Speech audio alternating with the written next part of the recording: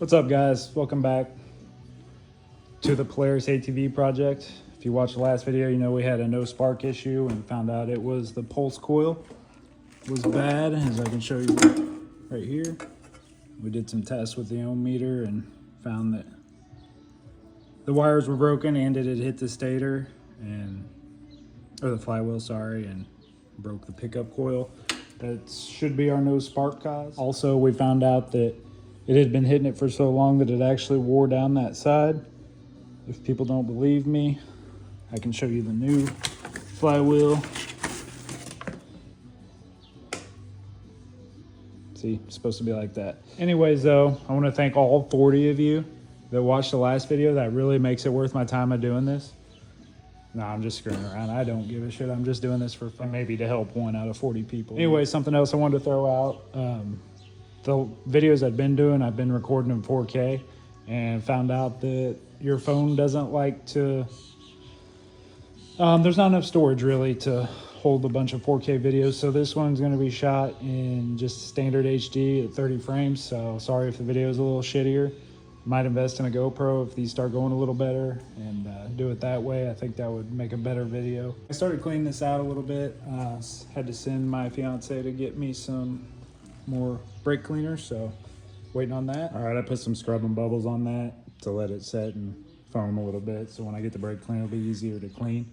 While you're waiting on parts for stuff though, you can go ahead and organize some stuff. I can go ahead and get the new stator out, get it laid here ready to go, get the flywheel ready to go on, get all the bolts and the little piece that holds the wire, get all that set up so we got everything ready to go. It just makes things go smoother and kind of takes out the chance of you putting the wrong bolt in the wrong area or something like that. So I believe I did the first video on this on Friday.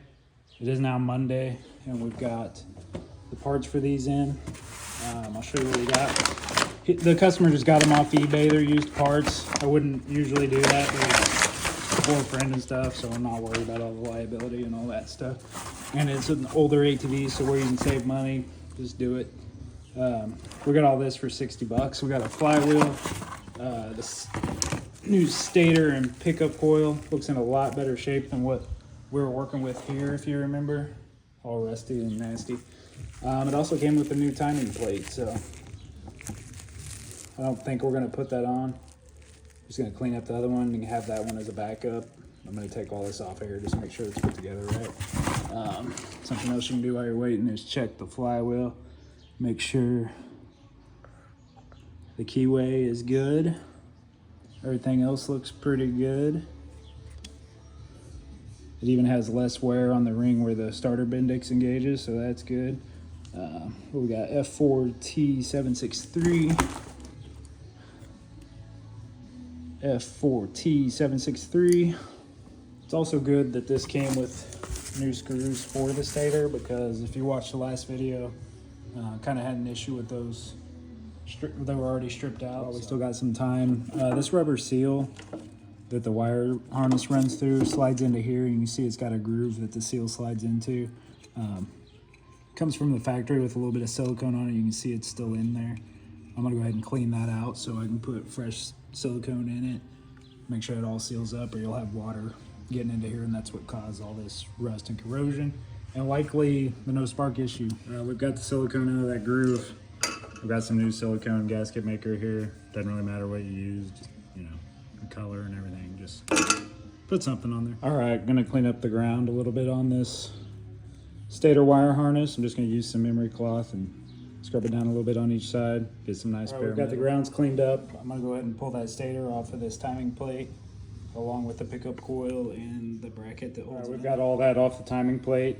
We can check out the back of the stator. Make sure there's no damage on the back side. It all looks good. I also hit the contact point on the pickup coil with a little bit of emery cloth as well. Just clean it up a little better. Make sure the gasket surface is nice and clean. I went ahead and checked all these bolts, even the case bolts, might as well while we're in there. At this point, I'm gonna go ahead and put a little grease where the starter bendix goes there, just to give it a little bit of lubrication. And now we can start putting it back together. Starter bendix here, it's nice and clean, operational. Make sure the washer's on the back side of that as well.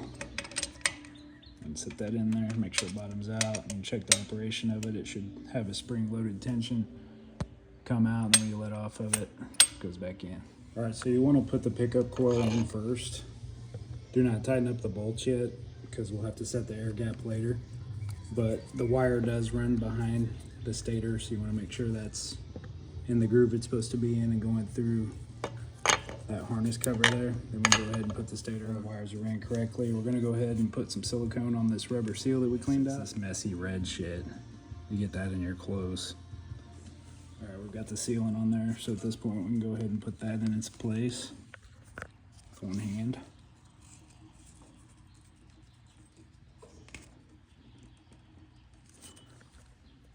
Probably all over my phone now as well.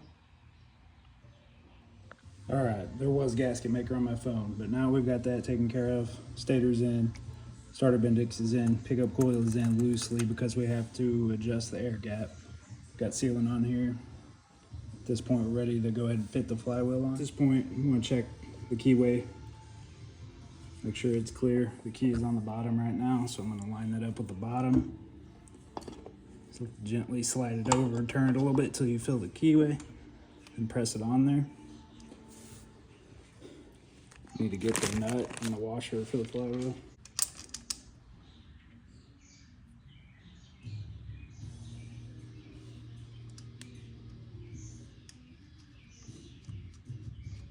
I'm not going to completely tighten that up and torque it down yet because I want to spin the flywheel over to make sure that we're not rubbing the stator.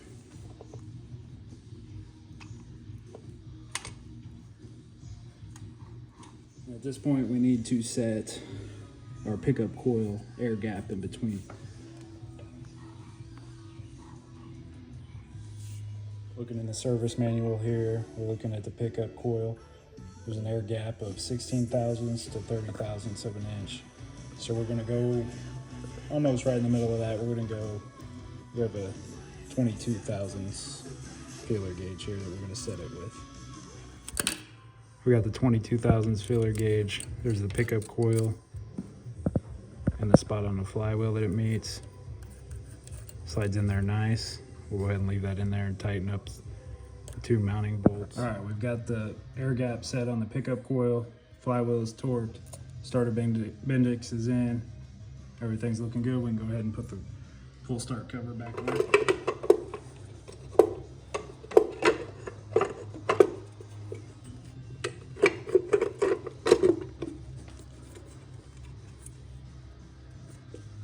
Don't forget to hook up your ground in the stator harness. Now we can go ahead. That's why I left this one still through there. We can just route it the same way, and then we'll go up there and work on the connector.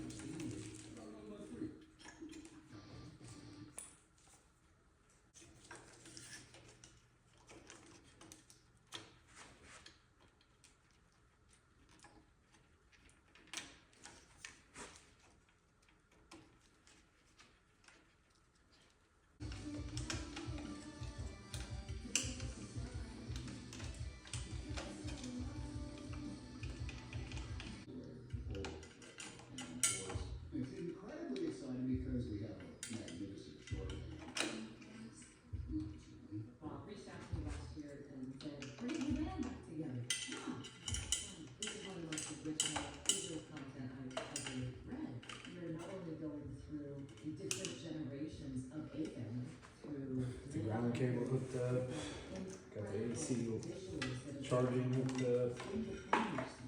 Alright, we just pulled the old stator out. Jump.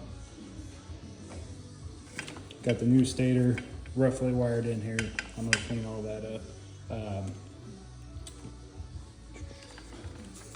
This is the harness that came. Alright, now that we've got everything hooked back up here, I'm gonna clean all that up later after everything's finalized. Now we can check if we have spark though. Everything should be hooked up. We're gonna turn the key on. Get a neutral indicator. Make sure the kill switch is in the run position. Come back down here. Put the plug up against the cylinder head. Make sure it's plugged in nice. crank it over and see if we have spark.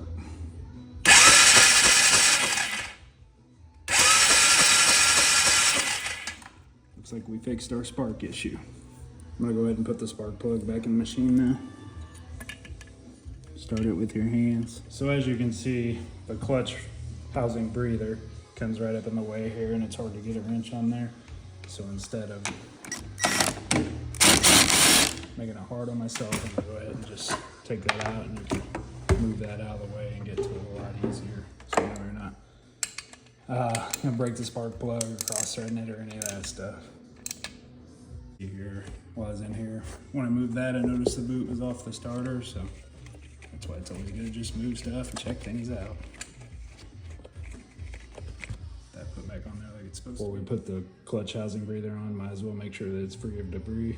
All right, I got the breather tube back on there. Make sure the boot is fully on the back side and the front side. And go ahead and tighten this up. Well, we're this far. It's like 2 in the morning, so we may as well just put some fuel in it, hook it all up, and see if she runs, right? I think the neighbors will appreciate it. I'm gonna hook the fuel tank up, but like I said, before we test run anything, we know we have a clean air filter and good clean engine oil at the level it's supposed to be. Anytime you put a fuel tank on any machine, most of the time the throttle and choke cables run under the fuel tank, so it's a very good thing to get used to, or I don't know what you, sorry, my brains, I got 2 AM brain right now. We'll focus on this right now, but tank slides through those guides up in the front. Make sure you get them in there. What I was trying to say is you want to make sure that your throttle and choke cable are not sitting under the gas tank or anywhere that they're going to be getting pulled on or getting in a bind. Well, don't forget this guy.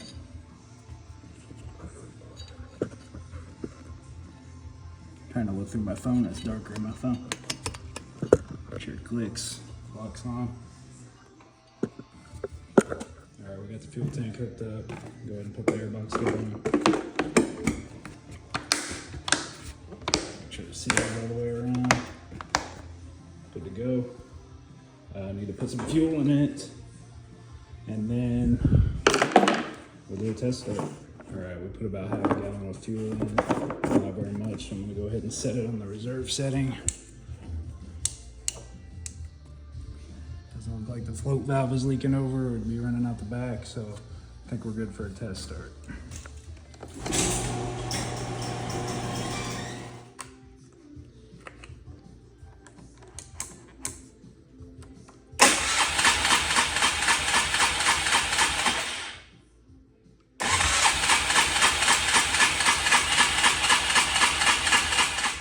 So it wasn't starting, and it sounded like it wasn't getting fuel. And I noticed that somebody put an aftermarket petcock on there, and it looks like we've crossed out off and on, and we have on and off, and right now it's in the off position. So let's get it turned on, try again. All right, now we got the fuel on. I'm gonna go ahead and crack this loose on the bowl here and make sure that we are getting some fuel to the bowl. Didn't look like great fuel. Looks like we got a carburetor clean in our future. All right, now that we got the fuel hooked up, let's see if we got a runner.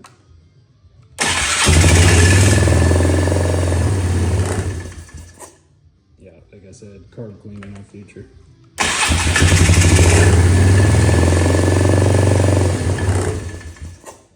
Pilot jet's clogged, so we'll be pulling the carb off tomorrow probably. We'll do a video on that too. All right, so I decided I think I'm gonna make a video pulling the carburetor off of this and going through it.